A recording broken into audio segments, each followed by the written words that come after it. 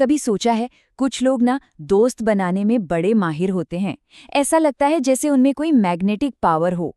आज हम इसी आइडिया को समझने वाले हैं कि कैसे कोई भी इंसान रिश्तों में एक चुंबक बन सकता है जो अच्छी वाइब्स और अच्छे दोस्तों को अपनी ओर खींचता है।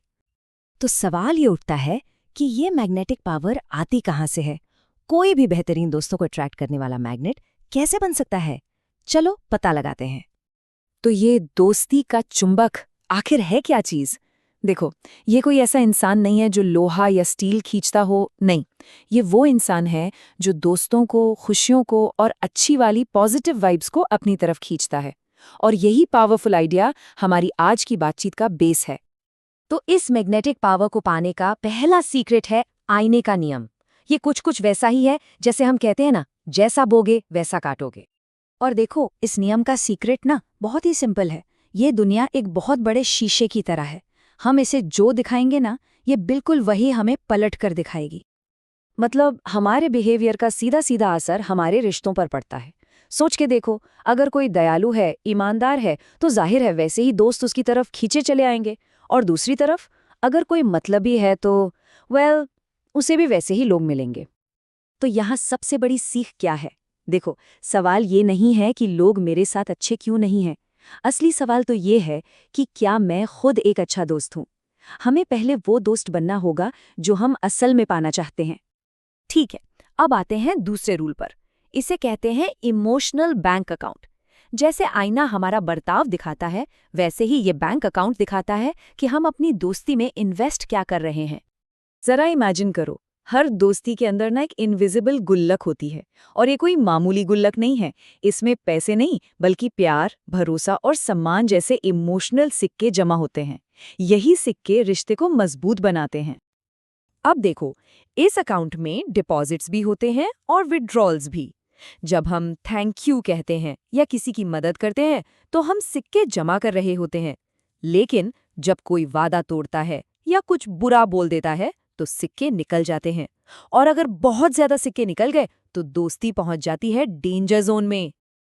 तो हमारा मिशन क्या होना चाहिए? यही कि रोज छोटे छोटे इमोशनल डिपॉजिट्स किए जाएं। याद रखना, एक सच्ची स्माइल भी एक कीमती सिक्के के बराबर है। और राइट, दोस्त बनाने के इस मैग्नेट बनने के सफर में अब बारी है एक सुपर पावर हासिल करने की। इसे कहते हैं एम्पैथी, या यूं कहें फीलिंग्स को देखने वाला एक्स-रे विजन। एम्पैथी मतलब किसी और की फीलिंग्स को सच में महसूस करना। जैसे मान लो किसी दोस्त की आइसक्रीम गिर गई और हमें उसके लिए उतना ही बुरा लगे, भले ही हमारी आइसक्रीम हमारे हाथ में हो। बस यही है एम्पैथी। ये सच में एक सुपर पावर है। ये हमें किसी के चेहरे के आर पार देखने की, उसके दिल में झांकने की ताकत देती है। ये समझने की कि वो अंदर से कैसा महसूस कर रहा है। और इस पावर का इस्तेमाल करना भी बहुत आसान है। अरे रोना बंद करो कहने की जगह ये कहना कि मैं समझ सकता हूँ कि तुम्हें दुख हो रहा है, बहुत ज़्यादा असर करता है। किसी को बस ये महसूस कराना कि आप उन्हें समझते हैं, अपने आप में एक बहुत बड़ा गिफ्ट है। तो अब जब हमारे पास ये मैग्नेटिक पावर आ रही है, तो इसे प्रोटेक्ट करना भी ज़रूरी है ना? तो अब बात करते हैं उन टूल्स की जो इस पावर को प्रोटेक्ट करते हैं, एक तरह का सुरक्षा कवच। तो पहला सुरक्षा कवच है ना की दीवार, मतलब अपनी बाउंड्रीज बनाना। अब ये सुनने में तो आसान लगता है, पर कई बार मुश्किल होता है। कोई भी दूसरों को दुखी नहीं करना चाहता है ना, लेकिन अपनी खुशी बचाने के लिए ये बहुत ज़रूरी है। यहाँ एक बहुत गहरी बात छिपी है कि हम ही लोगों को सिखाते हैं कि हमारे साथ कैसा बर्ताव करना है। अगर हम किसी गलत बात पर चुप रहते हैं, तो हम अनजाने में उसे होने की इजाज़त दे रहे होते हैं। दूसरा और शायद सबसे ज़रूरी सुरक्षा कवच है माफ़ी, यानी फॉरगिवनेस। इसे गुस्से के गरम कोयले को हाथ से छोड़ देने जैसा समझना चाहिए। ये दूसरों के लिए नहीं, बल्कि खुद को बचाने के लिए है। सोचो, अगर कोई किसी पर फेंकने के लिए एक जलता हुआ कोयला हाथ में पकड़ ले, तो फेंकने से पहले जलेगा कौन? जाहिर है वही इंसान जो उसे पकड़े हुए है। गुस्सा बिल्कुल वैसा ही है। और ये समझना बहुत ज़रूरी है कि माफ़ करने का मतलब ये बिल्कुल नहीं कि जो हुआ वो सही था, नहीं।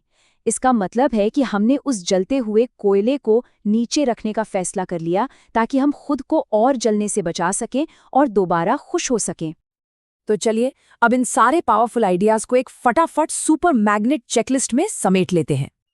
तो याद रखिए, एक आईना बनिए, अच्छे बनिए और अच्छे लोग आपको खुद ढूंढ लेंगे।